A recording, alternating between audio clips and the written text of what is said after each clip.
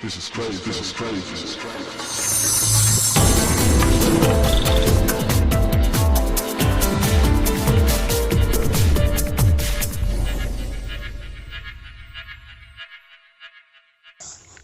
Welcome to the Pep Talk UK Sports Podcast. Today is Tuesday, the 28th of June 2016. We have with us, raring to go, three sports enthusiasts who all watched the England versus Iceland game last night, so I know they've all got lots to say. Without further ado, we'll go straight into the introductions. We have with us, for the first time this evening, Paul the London Geezer. Paul, how you doing? I'm alright, mate, thank you. Where are we speaking to you from? Bounds Green. North London. North London, very North London. Oh, very welcome to the show. You watched the game last night? Yes, I did watch the game last night, unfortunately. How's it been today?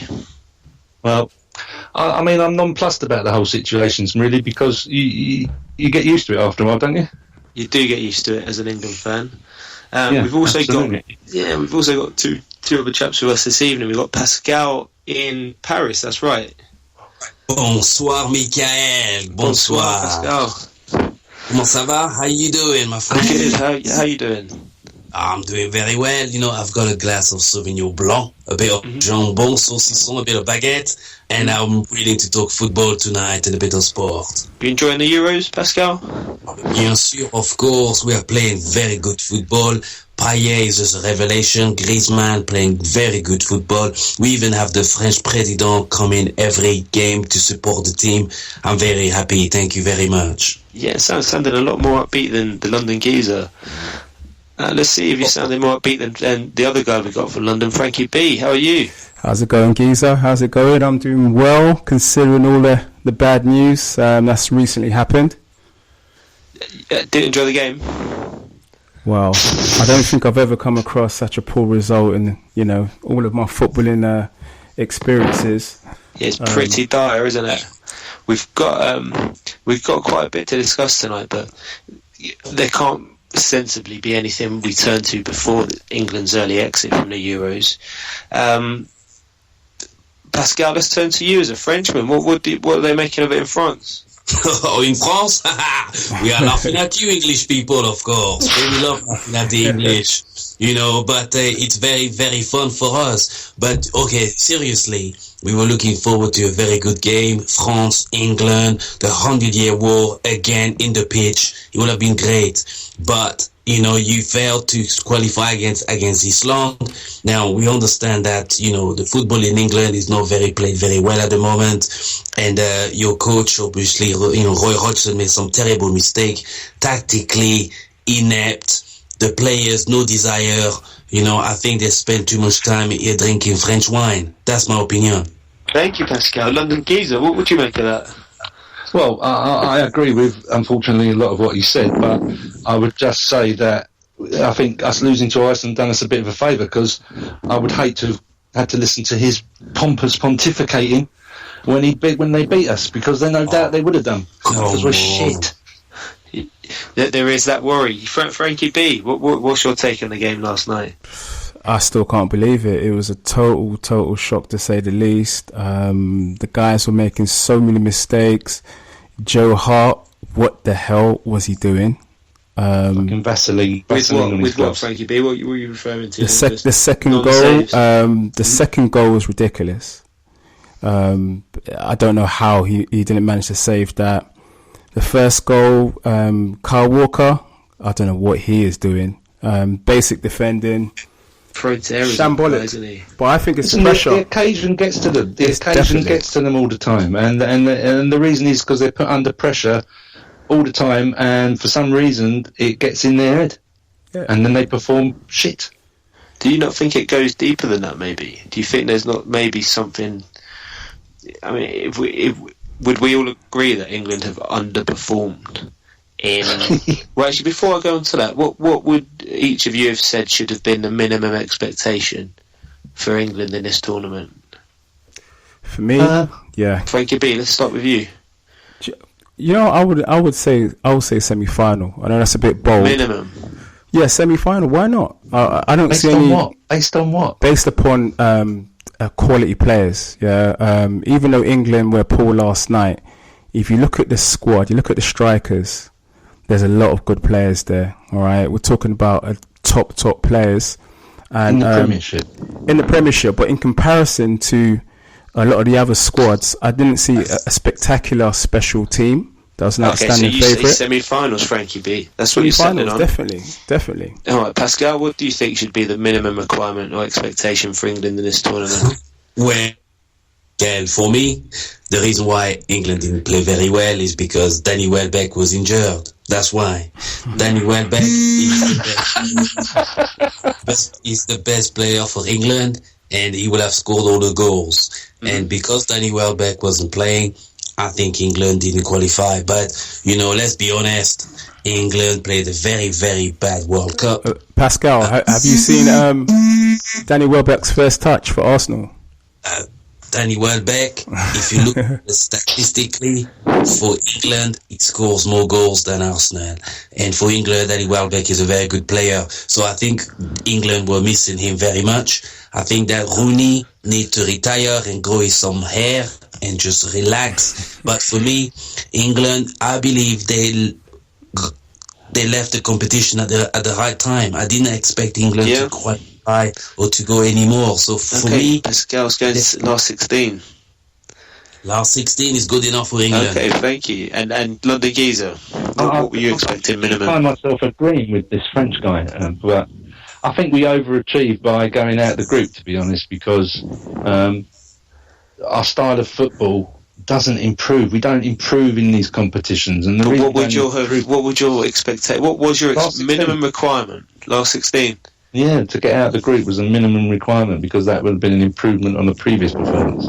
I hear you. Three different ways of looking at it. But I think you've settled on last 16. It's still shit. It doesn't matter how you dress it up. You cannot polish a turd, mate. Okay, so in that case, if we are saying that including this tournament, well, in that case, so we're saying that England aren't underachieving, or we're saying that they're not hitting the heights that we expect of them. Like, if England fans, are England the mediocre team now? Is that what we're aiming at? That's shit. Very less than mediocre.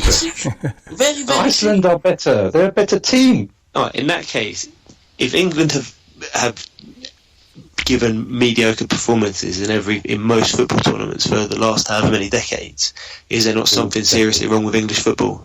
There is. I would suggest, and I have said many, many times for a few years now, right, because I'm 51 years old, so I've observed an awful lot of shit performances at tournaments. And the FA preside over this nonsense all the time. And the reason is because the people in charge are not, as you would say, football people. If you look at Germany, for example, who I think we can all agree have got it right, they had a shocking time I don't know how many years ago, maybe 15 years ago. Whenever we beat them 5-1, they were pretty poor, and they wiped the slate clean. They got rid of everybody in the FA who had been there before, and they brought in all their top ex-stars like Franz Beckenbauer, Karl-Heinz Rummenigge, Klinsmann, and people like this. And they reorganised everything, and I think we should do the same. I think there's a template there, you follow it, it works, you don't need to reinvent the wheel. What about, if we look at more current times, what about the Premier League? Is there anything to this suggestion that the successful Premier League is suffocating English talent? Frankie B? Yes, definitely. Frankie B thinks that one. I think there's arguments for both, because if you look at Barkley's still come through. Wilkshire's still Has around. He come through? Yeah, he's come through. He broke into the Everton. He didn't play a minute of. We're talking about the Premier League. Well, what I mean broken, he's broke through to the Everton's first team, despite Everton buying foreign players and having a foreign manager. You've got Klein that came through at Southampton. You've got a lot of players. Rose at Spurs came through. Soldado went from Spurs and Harry Kane came in. So if you're good enough, you're going to make it. I just think with England, they're missing a number 10. Yeah, I'm talking about a special player. Yeah, playmaker, Payet, Ozil, Zizou, Zidane. I don't know, someone that can actually grab the game by the scruff of the neck and make things happen when the games are tight. Now, Rooney used to be able to do that to some extent, but obviously now Rooney is a shadow of his former self. So I think in terms of a number 10, England are lacking in that department, and that could be the difference. Pascal, what's your take on the quality of the England team, the level of performances, the performances in tournaments? What do you make of it over there? Well, Michael, quand même. Well, from my point of view, I like watching English football. I think it's fantastic. It's very passionate. There's a lot of very good players. You attract a lot of good players with good money, a lot of investment. And, I'm sick and tired of the argument of foreign players stifling the game. Foreign players with their skills should be enhancing the game. Like, for instance, Paris Saint-Germain have benefited of the talent of Zlatan, and all these very good players, Thiago Silva. We've become a very good side. And for us, it's showing in this tournament because we've got French players playing against very, very good talent. I think in English football, the players should also be happy to be playing very good foreign talent and perhaps, working hard so they can match them. My point of view is that the English coaching system isn't very good. It's very bad. I think from the grassroots, the football should be more celebrated. It's not diverse enough. And I think that the FA, as my English friend Paul is saying here, they're a bit too backwards. They need to be a bit more forward thinking. They need to have a bit more jeunesse, a bit more young people and play in not just playing the football, but also, guiding and to some extent providing a bit more hope. I mean, Hodgson, if you look at him, he looks like he's about to die. Who wants to be managed by a man who's about to die? It's not good. So sticking to Roy Hodgson while we're on the point, you guys obviously know that he resigned yesterday following a game. Right thing to do, gentlemen? Definitely. Yeah, definitely, because the room at his end of life palliative care has become available. Yeah. And he needs to get in there quick. Now, if he had taken England into a quarter-final with France and been beaten by France in that quarter-final, would he have been expected to resign? But, Michael, let me tell you something. Yep. There was a very, very good pattern in Hodgson. When he returned to the management of, Roy Hodgson had a very good managing career. Let's not forget. He was a very competent manager, very intelligent man. But he's not adapted very well to the modern game. His spell at Liverpool showed that he wasn't very good. The fact that he was elected manager of the England team is because England are obsessed with English managers. Sven Goran Eriksson will have done the better job than Hodgson, in my opinion. Capello will have done a better job than Hodgson. My opinion, and I know this may sound a bit bold, but I will go for Jürgen Klinsmann. Jürgen Klinsmann has changed the American team around. He's given them some very, very good, interesting philosophies and tactics. Jürgen Klinsmann has played in England. He's young. He's German. And he'll piss a lot of English people, but I think that at the same time, he will bring something different to the table. And English football need to stop to look for the great British hope and stop someone foreign, just like the rugby team, and look at the rugby team in England are performing. Incredible. C'est incroyable ce qu'ils ont fait. It's amazing. So I think that English needs to be a bit more bold, and stop wanting to leave Europe and embrace the world. So, guys, what do we think? If he had made it to the quarterfinals, would he have kept his job? He would have done, probably, because the FA are that fucking incompetent that they would have said, oh, yes, we've got to keep Roy because he's done a fantastic job, and it's a vast improvement on previous. But you'd have to assume we beat Iceland, and I would suppose it would depend on the nature of how we beat Iceland, but then we certainly would have been trounced by France, or anybody competent, to be honest. So, you couldn't get an easier option statistically than Iceland, though we all knew it wasn't going to be. that easy, because if there's any team in international football that can capitulate, it is, in fact, England. Yeah, we've seen, haven't we? Frankie B in London, with Hodgson, is it a good thing for England that he resigned? Definitely. I mean, if you look is it a blessing in disguise, is what I'm asking? Yeah, the man's 68 years of age. It's not even in disguise. It's just a blessing. Well, look, let's all tell the truth. As soon as Hodgson was appointed all them years back, I'm sure none of us were really overexcited. He had a bad stint with Liverpool. He was out in the wilderness for a few years after leaving, I think, Inter Milan in a Swiss national team. And I don't think he's won many trophies. Has he won many trophies? I don't think he has. But I know that when he was appointed, I thought it was the wrong appointment.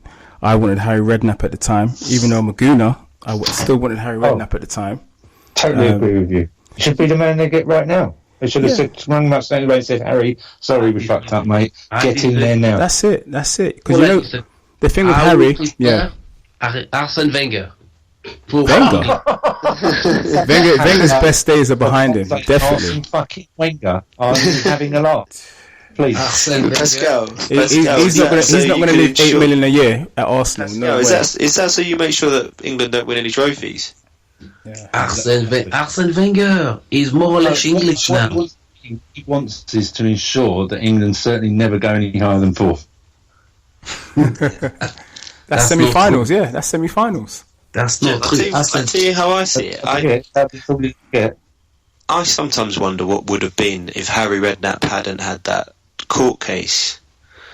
The fact that he had shows how pathetic the FA are, that they allow such things to impact upon their football making decisions. It's not a bit like Glenn Hoddle. Venables was good, and also Glenn Hoddle was actually quite good. So they all left the job for non-footballing reasons, if we remember. All the good managers. I agree that I think Harry Redknapp would have done a much better job in this tournament. In my day, when I was a young man, the best manager that this country had seen for many, like Brian Clough, that's what people say, for the England job, because the Blazers didn't think that he fit the bill. But I say, it is Isn't that a shame? Harry Redknapp's quite similar. Harry Redknapp, in my view, did a good job. I see Harry Redknapp would have been a better manager at this tournament. Did you notice in the France-Ireland game when the French were behind and they came out in that second half and went all guns blazing? Wait. That's the kind of thing that we needed to see from England last night in that second half. And it's the kind of thing that needs to be done in the changing room at half-time. And can I interject this? Sorry? I have a idea what would resolve the situation, and it's very simple, right? You have Harry Redknapp as a manager, right? You have Gary Lineker or Alan Shearer as assistant manager and train them up in the Harry Redknapp style. And you have Tony Adams to sort out the defence. You have Paul Ince to sort out the midfield. And you have Ian Wright to install some passion and fucking heart. London Geese, I like that. That's the first time anyone suggested that little combination, that little coaching team. I like the sound of that. Pascal, what do you think? You think that's a formidable coaching setup? Well, I'm a bit biased, so I wouldn't want the English to reconnect with their passion. Of course, if you look at our military history between the French and English, and fortunately for us, the French, the English have always been more victorious. And I think that for England, they've lost essentially their passion for the game, their passion for winning. And they've been trying to win since 1966. And, to me, England are a bit like the Arsenal of, international football. I agree, definitely. Underperform at the most important times. But give England a friendly game against San Marino and it's 7-0 and everybody's happy at Wembley Stadium going home and shagging their wives, but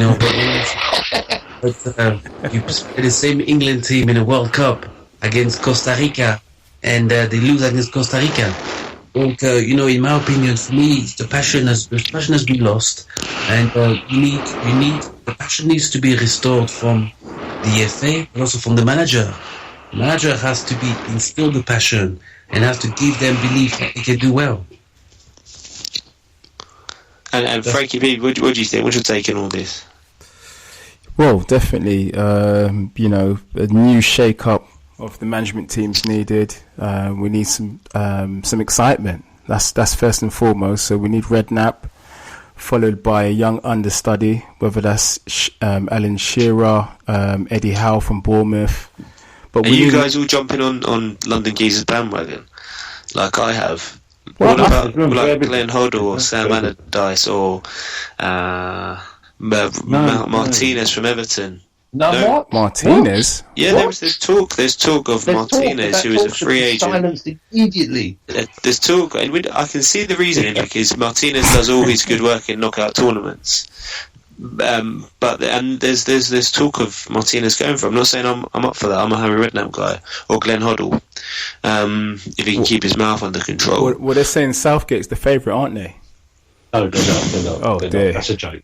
No, I believe he might be the favourite with the bookies. If they do, it shows that the FA haven't learned anything. Exactly. In that they're going for a safe, like TV man kind of guy. When there's so much. I mean, is it, or do we go for a foreign manager? Where do you guys, London Geezer? Where do you stand on that? Foreign manager? No, we go for what I said. That's the only option. You can't be doing all this faffing about anymore. Would I what? Sorry. Would you accept a foreign manager as the next step? No, it's not a next step. It's a sideways step. It doesn't work. There isn't anybody anyway who would take the job who's worthy enough who's good enough, to change the situation. You need someone to look at it from the grassroots. There's a lot of English players out there, right, who are not getting recognised for what they can do. And the reason is because of the influx of foreign players, although I'm all for that. But this goes back to the point of is the success of the Premier League suffocating English talent? When you look at the other top leagues around Europe, but let's think about, when we look around other top leagues in Europe, a greater percentage of the players in those top leagues are not just homegrown, but in the Bundesliga they're German, in La Liga they're Spanish, whereas the minority of English players, and it's getting smaller and smaller each year, is English. So all of our kids are playing in the Championship and League One. Whereas the German kids, the Spanish kids, the Italians, they're all playing in like Serie A, La Liga. Yeah, but the valuations ain't helping as well, because Sterling ain't worth 50 million, that's for sure. Sterling's 50 million and Sanchez is 35 million. Where are you going to buy your players? Simple. But also, where are the world-class English players? Well, Wales have managed to find a world-class player. Where are the English world-class players? Well, this is the point. They should be looking at what works and developing a means to achieve that. So if you look at Gareth Bale, for example, he must have seen what Ronaldo did, because Ronaldo beefed himself up, got very, very athletic indeed. I mean, you've got to have obviously a natural athleticism in the first place. And then Bale also bulked himself up and became very strong. And results you see on the pitch. Bale learned his football at Southampton, then Tottenham, and then put the finishing touches at Real Madrid. I mean, he came through the system and he was quality. But where he wasn't quality for a while. For 24 games, Spurs didn't win a game. I know, but the obvious reply to that is that if he comes on for 30 seconds in a game, that counts as a game. Personally, you could see the quality in him from a very early age. Yes, and the moment he was moved further forward, it all changed. He chose Walcott over Bale. Yep. I mean, that Walcott was the English Bale even. Why are there no world-class English players? Pascal, what's your take? There are world-class French players on there. There are plenty of world-class French players. Right, so what do you think we're doing wrong? I think because, if you look at the way that in England football is played, you play with a lot of pace, a lot of power, and it's also become very predictable. In France and in the continent, we focus a lot of our attention on the technical abilities of the players. So for us, it's important for every player to be able to dribble, to be able to tackle, but also to be able to run. In England, the football is not necessarily diverse enough, which is why you rely heavily on your foreign players, because your foreign players can actually do everything that your English players cannot do very well, and that is to run with the ball, that is to dribble, and that is to have a better understanding of reading the game.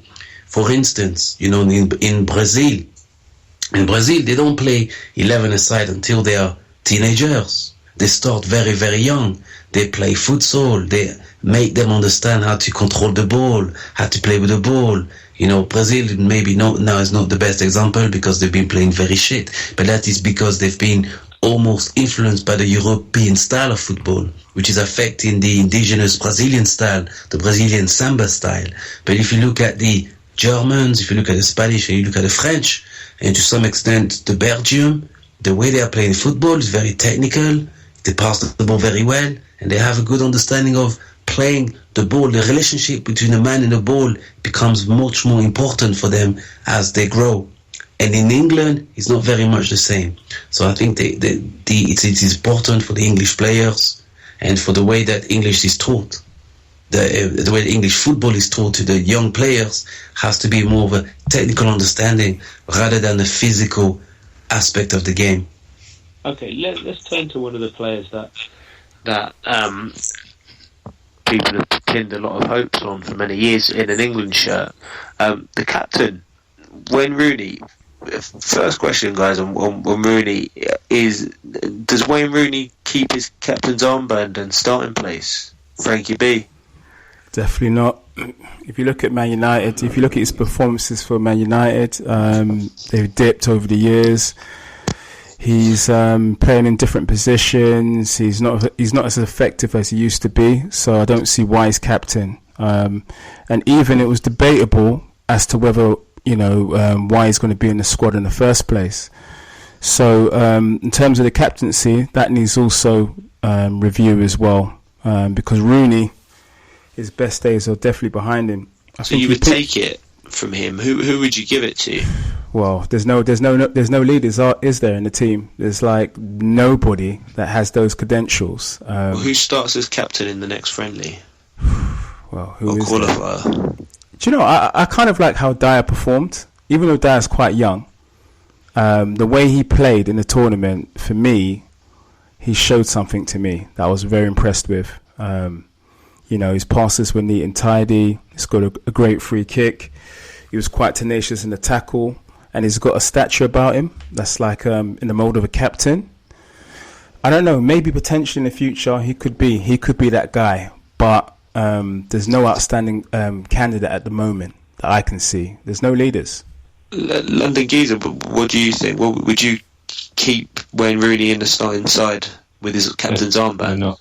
Definitely not. What would you do? It's time for Wayne Rooney to step down, and it's time for them to take. I agree. Dyer reminds me a lot of Tony Adams when I first saw him as well. He's got that kind of air about him. You know what you're going to get with him, and I think he'll only improve.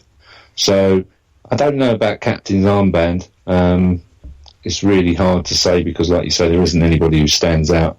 I think Wilshere got a hard deal this time round because he shouldn't have been taken. He wasn't fit enough to play, and he should have taken Drinkwater. It's really, really, really simple. The guy was outstanding all season. He would have given solidity, and he would have given attacking creativity as well.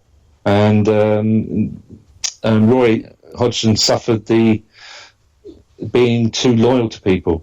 He couldn't afford to be doing that, really, and he shouldn't have done that, and he did it too often with Sterling and Kane taking corners and throw-ins and all sorts of stupidness. If it's not going right, you need to change it, and a good manager would have seen that and done it. He wouldn't have succumbed to all of that stupid nonsense.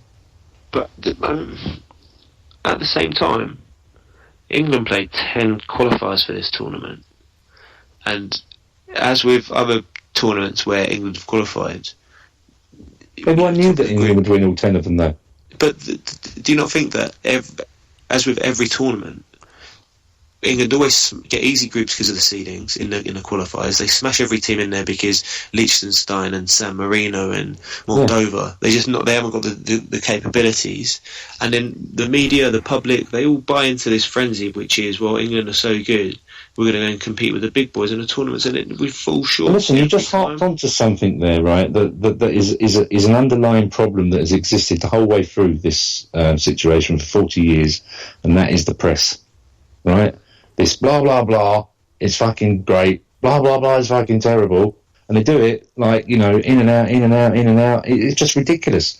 And I believe they contribute to the problem because they get in the heads of players. But we don't need to buy into it. No, we don't, but we do. People do. The public fucking do. We do. I read somebody tonight, a young guy on my son's Facebook thing, saying something about, every time I watch England, I really hope that they'll play well, but they never do. But it's England till I die, and I'll just keep on going anyway. And I felt like saying, what I did say, I said, listen, you shouldn't accept this rubbish. You should stand up and protest it. And the problem is, too many people go, well, they know what they're doing, we'll have to accept it. No. The German people didn't accept the shit that was delivered to them, and they made such a fuss. But they outed everybody. We need to wipe the slate clean. They've had 40 fucking years at it, and they haven't been able to do it. I was 2 years old when England won the World Cup. It's been 15 years nearly since then, and they're even further away than they ever have been. Time for them to go, mate. Simple. Pascal, Pascal, if I can ask you, you keep up to the speed of English football, don't you? Well, bien sûr, I love the English football. I've got satellite television, and I also use a lot of illegal streams to watch the game. We don't need to hear about them on this show. Pascal, let's hear about Wiltshire's inclusion into this England squad. What did you make of that, given that Wiltshire's played, one game all season? I was very, very disappointed. The only thing I like about Jacques Wilshere is Jacques, because he sounds French. But besides that, I don't think Jacques Wilshere deserves to play for the England team. He had a very, very bad season with Arsenal, very injury prone. To me, they took 1.5 player there. He wasn't fully fit. He wasn't match fit. He wasn't even reading the games properly, and it was a waste of space. I think that Hodgson should have been a bit bold and played a young team. If I was Roy Hodgson, I would have made a point by playing the youngest team that he could have played at the tournament. Because if you look at the statistics, we laugh at Gareth Southgate's team, under 21. They've won tournaments. They understand. They've won all the under 21 Euro Tour tournament, Paul. If you look at the statistics, the quality doesn't really register very high on the Richter scale, mate. But Paul, it's about believing in the youth. The youth will be carrying the team. It is, but you don't want Gareth Southgate carrying your banner forward. Trust me, you really don't. No, I do not want Gareth Southgate. But what I do want to see is I wanted to see Ross Barkley. I wanted to see Drinkwater. I wanted to see more of that young boy from Manchester, Rashford. I wanted to see more of him playing. Rashford did more dribbling round players in the 5 minutes he was on than the rest of the team in the whole game. Yeah, he was really good. Exactly. Guys, do you not think, guys? He was also apparently stripped off and ready to come on 72 minutes. But he didn't bring him on till the 86. Well, I don't know what would have been. Yeah. Don't you think that a lot of the problem, as London Geezer, you touched on it earlier, with England, is that it's names that get played ahead of guys who are in form. It's press politics that do it. But why should they big up people? They shoot them down. They big them up. Do you see what I mean? Do you not think the London England coaches? If put it this way, do you not think that if you play for one of the big boys, you're going to get into that side? Well, you stand a chance of getting inside because let's use a lot more Drinkwater and Wiltshire as an example. Drinkwater won the Premier League this season, yes, playing in deep central midfield with a great engine on him. Wiltshire played one game for Arsenal. I don't think anyone would disagree with it. The only person who didn't was fucking Roy Hodgson. But do you take my point? Do you not think there's been this problem with England selections over the years? Yes, totally. Everything's wrong with the way that they do everything, and that's proven out by the results. So, gentlemen, Frankie, starting with you, what does the next England manager need to make his priority? I think he needs to, first of all, look for some centre-backs. Cahill and Chris Smalling, for me, they're not cutting the mustard. I think he needs to identify a style of play, because what I saw last night was a lot of sideways passing. I saw no player taking responsibility in terms of, trying to create. And I also saw that the team had a lack of width.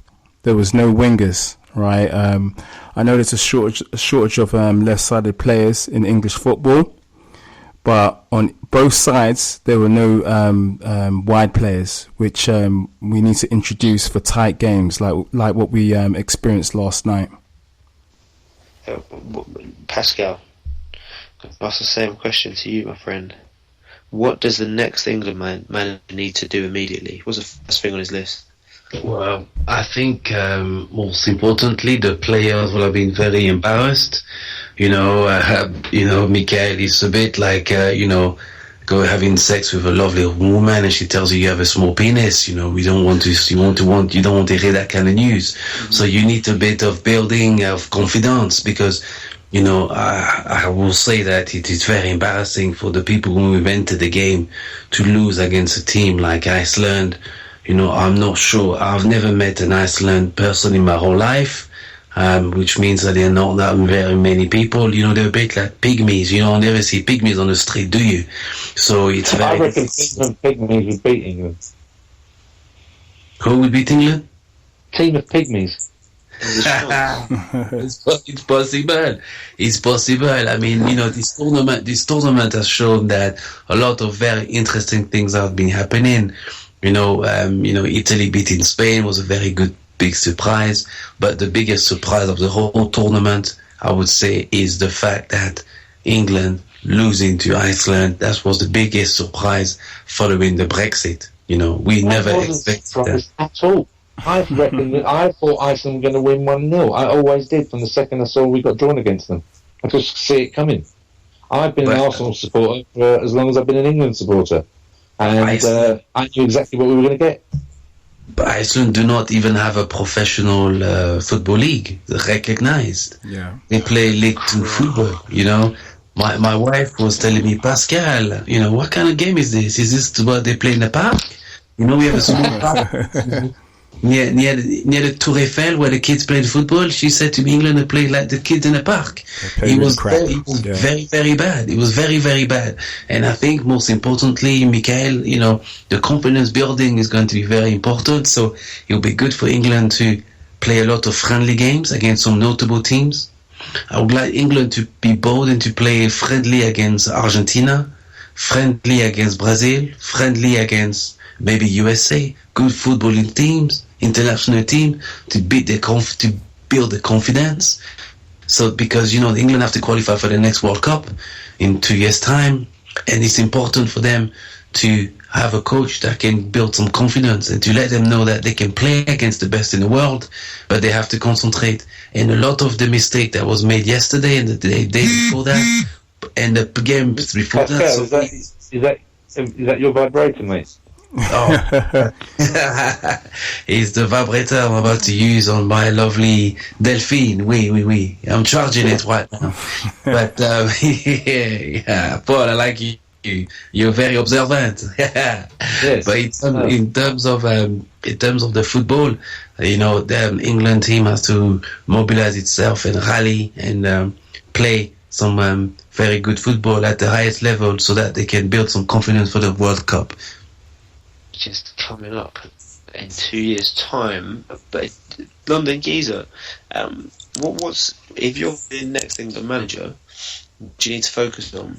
Is centre back a priority? Yeah, I agree a lot with what Frankie said. At the end of the day, you need to find the right sort of players. I mean, there's no doubt in my mind that someone should, even though I cannot stand the Geezer, right, someone should have begged John Terry to come along, because he would have done a better job on his own than both of those guys put together, to be honest with you. But Cahill is not a very good number one. Smalling is not a number one defender at any time. Both of them would have benefited from having somebody with experience and brains and know-how to advise them what to do, where to go, what to look out for. And what we had was two B defenders, required to be on their A game, and they weren't. And we got what we deserved. So really, I say we need a lot of restructuring. There's a lot of good players there, and we need to just bolster them with good young talent in positions that can be developed. And that's what they need to do. And that's why we need all English people who've spent the last 25, 30 years of their lives watching this abject nonsense and wondering what the fuck is going on. And really, they should be put in place to remedy the situation, not all the people who've been doing it wrong for 40 years. End of. No more discussion on that matter required. All right, no more discussion required. Disappointing, we agree, for England to get knocked out so soon. Lots of questions that need answering. The quarter-final lineup, which, as none of us expected, apart from London Geezer, doesn't include England.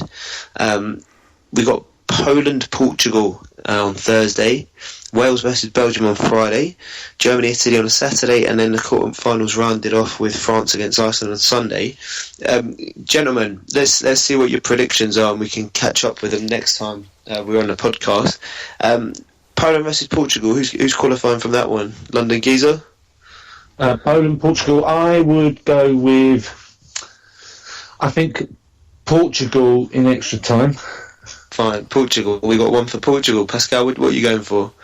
For me, I'm very passionate and I love Polish women, and I will go for Poland 2, Portugal 1.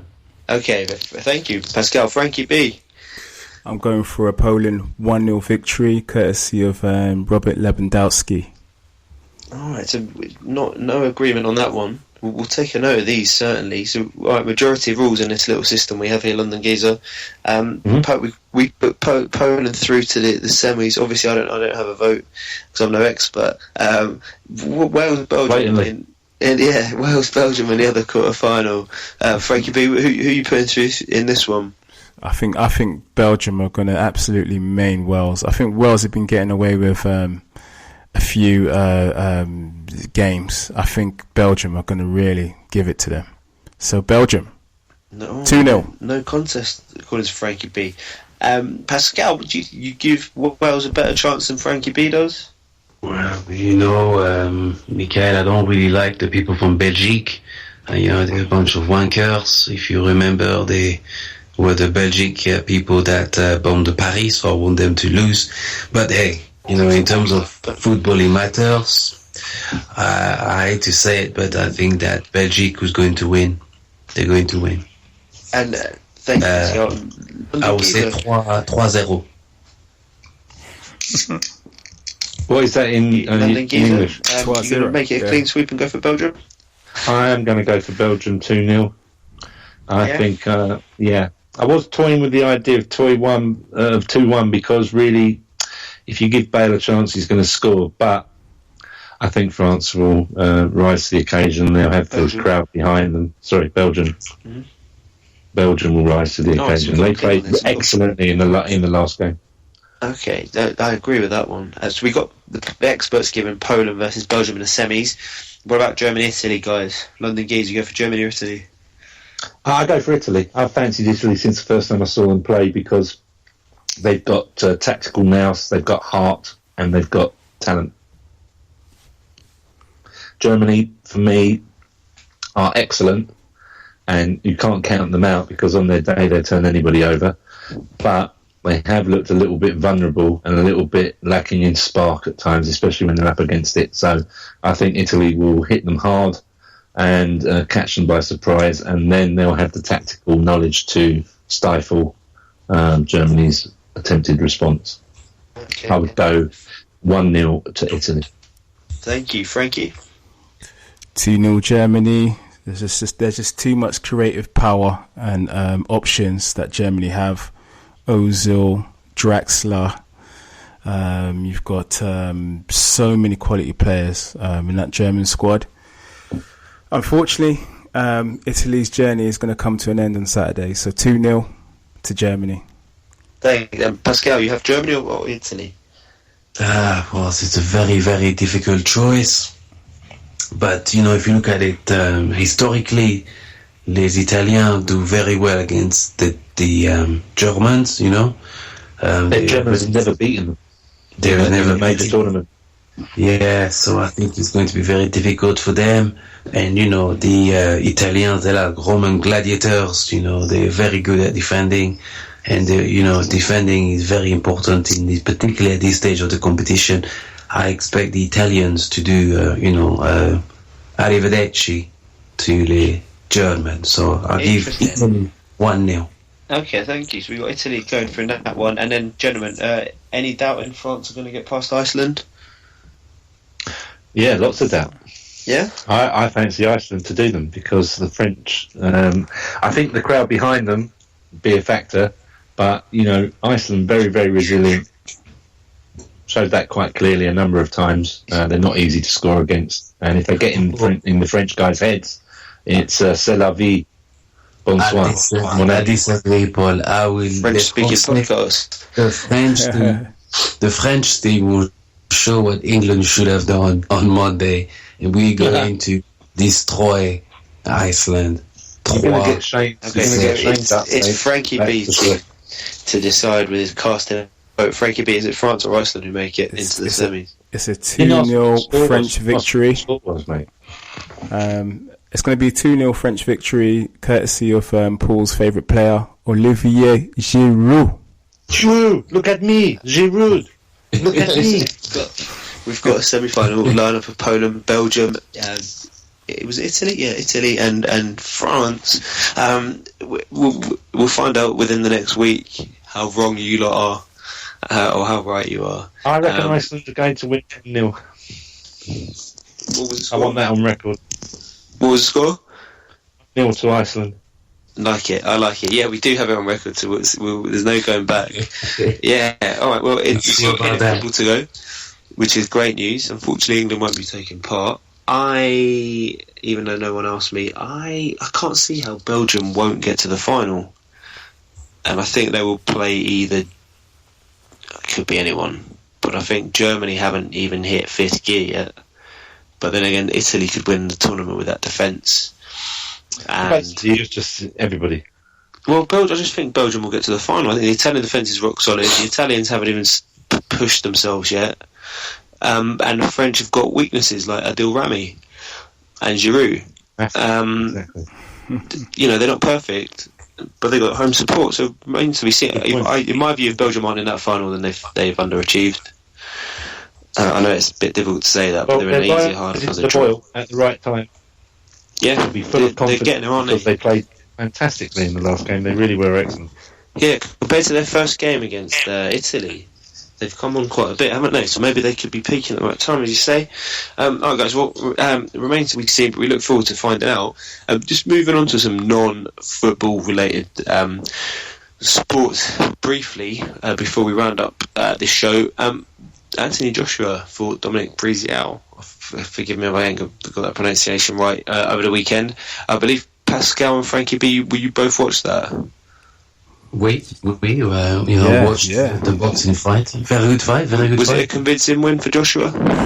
Mate, convincing's not even a strong enough word. He literally knocked him about for 7 rounds and then decided to finish him off.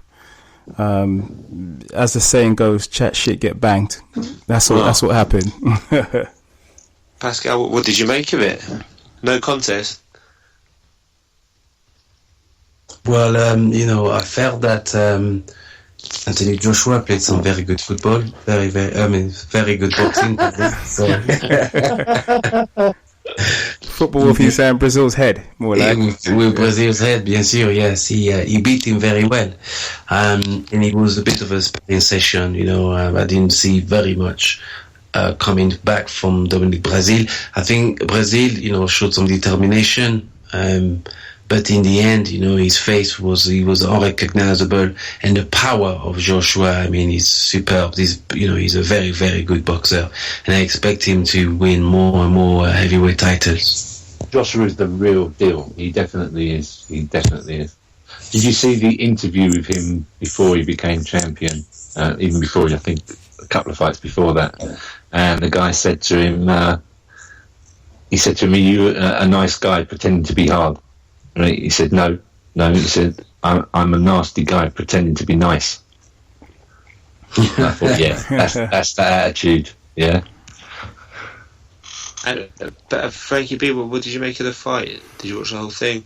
Well, I didn't watch it. I was actually at the O2. I got to see Joshua live, and let me tell you this. But you were there. Yeah, he is very, very good. Now on TV, he seems to sometimes look a bit cumbersome and a bit slow, a little bit one-dimensional. But either he's getting better, or in real life, you pick up a lot more of what he does. He is the real deal. In terms of the British fighters, he's definitely the best fighter in Britain. And in terms of globally, it's himself and Deontay Wilder who are the best heavyweights on the planet. And when those two collide, that will be a monstrous contest. So yeah, he's got the world at his feet.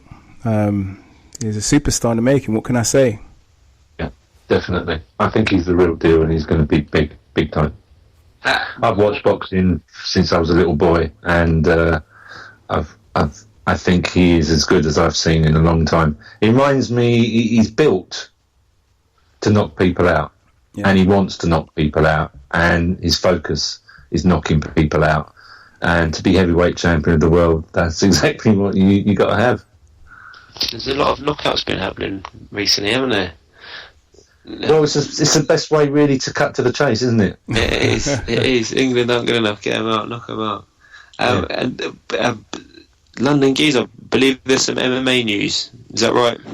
Oh yes, there's UFC 200's coming up, and when is that? I'm not 100% on that. I think it might be the 9th of July, but yeah, it's in July. Yeah, not 100% on that, but it's coming up soon. And the news was that Brock Lesnar of WWE fame, who is a former heavyweight champion of UFC, and then retired with an illness which was unspecified, and he returned to WWE, and now he's coming back in 200 to fight a guy from New Zealand called Mark Hunt, who is he's a very stocky, a really down-to-earth, solid, honest guy. So they're interviewing him today, and I just happened to watch it, and they said to him that what did he feel about Brock Lesnar being allowed to avoid being tested by the drug authority, which I think is WADA, W-A-D-A, I'm not sure about that, but apparently they're not going to test him for 4 months so that he can compete in this particular competition. And the guy said to Mark Hunt, well, what do you think of that? And he said, well, I think that's total bullshit, he said, right? He said, it's crap. He said, but at the end of the day, the guy is fully juiced up, and I'm still going to fight him, and I'm going to knock him the fuck out. And I thought, and I thought, yeah, go on, mate. That's a proper fighter for you there. Fight and talk. Making me want to watch it now. But what a strange situation, don't you think, that the drug authority... Obviously, what they're acknowledging here is that Brock Lesnar is, in fact, juiced up. The fact that he's doing WWE is not illegal because it's just an entertainment thing. It's not a real sport. Mm-hmm. So they're probably saying, well, listen, okay, you're juiced up. We understand that. But really... and what Mark Hunt said, which is a fair point, he said, well, listen, if he's allowed to be fucking juiced up, then I should allowed to not have to cut weight. I could just come in whatever size I want. Mm-hmm. And I think that's a fair comment. I've not heard of that situation before. London Geese, remind us when... Do we know the date of that fight? No, I don't. I'm sorry. I believe it's July the 9th. It'll be on a Saturday, and it's in July, and I don't think it's in double figures, so I'm guessing the 9th. Okay, all right. Thanks for sharing. You need to find out. It's called the internet, guys. Try it. Yeah, I'll be checking it out. I'll be checking it out. I will be. But all right. Well, look, thank you, guys. Good to talk the Euros with you. Good to get some insight from the French. Good to get some insight from the English boys in London. bit of a depressing time being an English fan right now, England fan right now. But the consolation, I guess, is that it can't really get much worse. Is that fair to say? I guess. Yeah. So yeah, but look, we look forward to some more good football coming up in the Euros without England. We look forward to having you all back, guys. Thank you very much for joining us tonight. Adios. Yes. Thank you. Yeah, and until next time, that's a wrap. Thanks again, guys. This is crazy.